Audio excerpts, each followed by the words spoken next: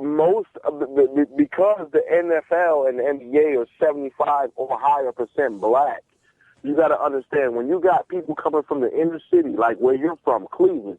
You got people coming from the inner city, like Chicago, New York. Like you have family that you want to, and some of them you really have to take care of. So $1 million to a person like you or I sounds great, but when you figure, okay, yeah, I make $1 million a year, but the first thing I do is buy my mom's a house. Then I buy myself a house. Then I buy myself a car. Now I got my aunt who needs surgery who don't have insurance. Now I got this person over here who needs this, who needs that. And I'm not saying that, like you said, they got to make better decisions, but it's very hard at that age, Dollars, you're talking about some of these men are 19 years old coming into the league because it's the one and done rule. Some of them are 19 years old. Some of them are 20. You know, some of them may have late birthdays and graduate early and end up being 18 when they get drafted to the league. It's hard for them to make a good decision, especially the number one decision is who's going to control your money. And, Fish, that's a very, very good point. You know, you got to remember a lot of kids coming from broken homes, they just don't have the background and education to deal with big numbers like that and the financial advisors and tax attorneys and lawyers and all this other stuff. And plus, if my mom couldn't manage her money, how am I supposed to be able to manage mine? And also, you got to remember, too, man, you got, just like Fish said, you got relatives. You got your friends you grew up with. You got, in a lot of cases, friends on the street that helped protect your ass and kept, people from coming up to you and staying out of trouble. And now, hey, Reggie, I'm not saying it's right. I'm just telling you the reality of it. Hold on. Who else out of your family went to college, Vince? My sister, cousins. My parents didn't. My dad was in the service. My mom went to work. But, Reg, the point I'm saying is in a perfect world, what you're saying is absolutely correct, but it ain't a perfect world. I mean, look who's running for president. No. What I'm saying, guys, is that we need to stop giving excuses. I am the first person out of my family to graduate from college. I make 10 times as much as what my mom and father and brother and whatever. And so I had the same situation with people asking me for money, this and that. But you know what? You may not want to go to an advisor, but then you need to save the money, a bank. Okay, you don't need to buy 20 cars. All I'm saying Reggie, nobody's saying that. At 19, 20 years old to make these dollars. Were you the most responsible person at 19 years old? Here's the thing, sir. Right now, if you were 19 years old right now, think about yourself when you were 19, and you happen to come across a couple of $1 million, whether it be a scratch ticket, a lotto ticket, or do you really think that you're not going to want to take care? Like, I mean, come on, you're asking these dudes to make you're asking them to make 30-year-old decisions in their young or even barely 20s. Fish, they're making these decisions when they're 24, 25. My point to you guys is this, okay? The point is that I work in a predominantly white area. I have even less power than these African-American millionaires. I have no power. I'm in an at-will state here in Michigan. It means I can get fired at any point in time. Not these athletes. The problem is that these athletes have all the power. Everybody can't be Reggie Lawrence, bro. Everyone can be. Everybody can't be Reggie Lawrence. And Reggie, you got some of these dudes who never seen their dad, who got I don't know my dad either. Little brothers. Wait, hear me out. Who got 2 or 3 brothers, or sisters, and none of them have the same parents, who may have a parent who may or may not have been strung out on drugs. Dollars, everybody can't have the same mom that you did to raise you the way that you. This is the world. Everybody cannot have the same mother that you had.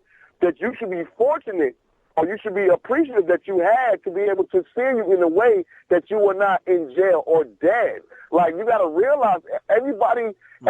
You got some folks' parents. Let me tell you something. My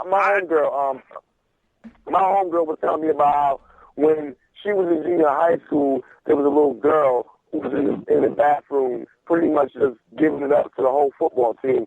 And then when they brought it to her mom was like, basically, that's how they bring the money in. This is in middle school, bro. This is in middle. You got some people who are raised this way. And also, Reggie, Go get the money. Okay, hold up, y'all. Let me get in here for a quick second here. Yep, because, Brother Reg, the other thing you're forgetting is the NFL has all these programs already set up. They have the rookie symposium, where they provide all the financial, resources that you need coming in, not only for millionaire athletes, for those guys that are going to make, league minimum, which I think might be around $400,000, which is a lot of money for us again, but not much if you're throwing your body around. And the stuff is out there for these guys to take advantage of. You got to sit, and not everybody is, like Fish said, not everybody has your mother and your upbringing. You got to remember that. Again, in that perfect world, your scenario plays. But we got to remember, man, you got kids coming off the streets. You got people coming after them. You got all kinds of bad crap coming out. What? No, you're welcome. Here's a question I got for you and everybody in the room. I get all that, but guess what? If you say that you got certain people that are going to take advantage of them, then it's up to them to educate themselves. And if you don't educate yourself and you don't trust these other investors, what are you going to do? And then don't bitch when you get situations where Goodell controls everything, when you have the opportunity to change it. If you're not willing to change it through your own self-education, then you damn sure can't count. But what I'm trying to say, there are more people who need the paycheck in the NFL that don't. So when that being said, in the NBA, it's a little bit different because I know, okay, if I sign a $40 million contract over 2 years, I know I'm getting that. In the NFL, you can sign a $28 million contract when you only guarantee, $15 million, and you do roster bonus, and they don't want to pay you the roster bonus, and they cut you. And Fish, let me jump in on and piggyback on that. The other thing we got to remember is the majority of the players in the league ain't making the millions of dollars like that either. Thank you. But the average salary is more than what the average person makes, people. Stop that. The average person. It doesn't matter. The average person. They live a different lifestyle. Why? Live a different life because they bang heads for a living. That's not why you live a different lifestyle. Has nothing to do with that, Fisher. Dollars. You don't need 6 cars. Man, where's Mike Tomlin when not all of them have 6 cars. We're talking about the few guys. We're talking about the few guys that we see on cribs that ended up cashing in, and whether or not they made bad decisions. Some of them did. Some of them made those decisions and still got money, but not all of them. But we can't bank. It's almost like saying every cop is bad because we see the ones that are out there killing our people. No, it's not the same. Every player, whether he has 6 cars or not, doesn't mean that he's spending his money poorly. You may have a guy who has 6 cars in his driveway but doesn't go out to the club. You know what I'm saying? So what? He's saving a couple $100,000 versus the other guys who go out there and get cases ordered to their table or may buy out the bar. So every case isn't the same, Doc. And what I'm saying is, why are you making so many excuses, Fish? All right, hold on. It's not excuses. I'm saying that they're different scenarios. Go ahead. Okay, let's do this here because we're coming up towards the end of the show here. We got a couple more minutes with Fish. John Fisher, host of Cooking with the Microwave. I wanted to get in his chat room because the chat is on fire. We've been going at each other here so much tonight, and we had the girls calling in, as Reggie would call it, the Becky posse calling in. And let's just get in this chat room here. I want to give the chat room some due before we do get out of here. The First Lady, my wonderful wife, Angie Wright, says, I think they need to refine it as clearly not working. Money and people are dangerous. I have spoke to NFL and NBA and MLB rookies as part of a symposium, and I thought most of the young men I met were unengaged and looked like they were going through the motions. And, yeah, that's what the First Lady does. She goes and, she's a wholesaler. She talks finances to people. And we were actually down at Louisiana State. She was talking to former Major League Baseball players who graduated from Louisiana State. And ironically, we got the party with, of all people, Matt Flynn down there because they were honoring him at halftime.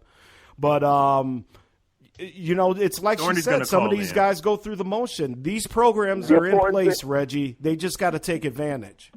And the important thing you said, Gov, to me, the important thing you said was unengaged, which means that majority of them, what we would say in the hood, they ain't trying to hear that shit. Right. They ain't trying to hear that shit. So what do you propose, and this fellas? just comes up. I mean, there's really, dollars. There's really nothing to propose. There is. Until listen, and this is just my opinion. Everybody's got one. This is my opinion. Until we get a society to where we got more dual parent households, or we don't have single parent households where there are mothers who have multiple kids by different men who are just looking for a welfare check. And not everybody's like that, but I'm saying, like, I know people like this, so this is the reason why I'm speaking on it. Until we get that society where people are brought up better, if you knew better, you do better. That's what Young Jeezy said. If you were brought up in a way to where, look at Donovan McNabb. Hugh Douglas said Donovan McNabb is the cheapest person he ever known. He said when Donovan McNabb got drafted, he bought 2 cars and has never bought any more cars since then, and Donovan still has his money. But guess what? Donovan was raised by 2 parents. Donovan, it's a lot of players who were raised by 2 parents. Like, you figure someone like a Klay Thompson, who has a father who played in the NBA, was raised by both his parents. He may be more equipped to make better decisions when it comes to his money than maybe so a Michael Beasley, who maybe comes from a broken home, a single parent, where he was the one doing everything to where his mom never had to pay for him to play basketball because he was so much better than everybody else that he just got a free ride everywhere he went. And that's what I'm saying. Like, we got to be careful when we asking these guys at very young ages, even at $24, that's a young age, bruh. I was doing at 24? Yeah, we know what you were doing, Fish, at 24. Hey, folks, before we get out of here, we got another caller that popped in here on the line. Sports and More, Spreaker.com, X-Squad affiliates. Caller, who's on the line? Hi, this is Thorny Switch. Thorny Switch! Oh, Lord. Up and out your seats. What's up, Thorny? Yes. Hello, everyone. Hey, now, somebody pissed Thorny off enough for her to call up to Minnesota. So, Thorny, go ahead. Who got you riled up? I wouldn't say pissed, but I have to say I'm a little taken aback by all of the excuses that Fish is sharing. Like, there is definite truth in what you're saying, Fish. There are a lot of young men that come from very extenuating circumstances in regards to their background, and some of us cannot relate to. But then there are others that are just simply foolish with their money. So I think what Dollars is really trying to say, myself too, is that you just can't keep handing out these blanket excuses to say, oh, well, he came from this kind of household, or they don't understand this kind of money. If you know this is the kind of money that you're going to make one day, then you need to start preparing yourself for that kind of money. And if you don't know how, I mean, there's so much information out here. We're joking in the chat room, but everyone's seen that 30 for 30 called Broke. Everyone has seen that. And that's a great place to start if you don't know who to trust, who not to trust. There were two players on there that were basically players terms financial advisors. So that's a good place to say, well, you know what, I don't know if I necessarily trust this guy, my Uncle Charles, or this other slick Drew Rosenhaus kind of dude with my money. Right. Let me get out here and do the research. And then a lot of us also were saying, too, in the chat room, again, going back to Broke, something that everyone has seen and most people can relate to, you should know that you can't bring everyone along. For goodness sakes, people crack jokes about Hammer and how MC Hammer, that was his problem, trying to take care of everyone with those funds, and you see where that got him. So for me, I think what was so, I don't want us to pass on these kinds of excuses. I don't. I think definitely for people that fall into those situations, we need to be there to help them and to educate them. But just to give a carte blanche pass to say, oh, well, these guys are 24 years old or 20. You got some kids who don't even get into this kind of money.